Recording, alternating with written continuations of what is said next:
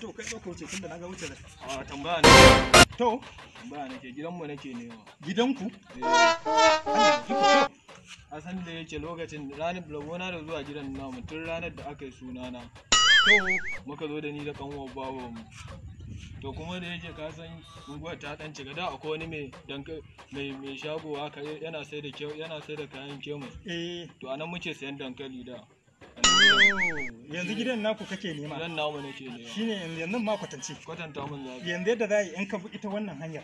Ina kenan. Ka miƙe wannan hanya dai. Wannan hanyar Kana miƙewa. In ka je za ka sha kwana za ka samu kasuwar ƴan lemu a daidai gurin. kwana. To daga ƴan lemon sai ka sha kwana za ka ga wani masallaci ya dan jirkita haka.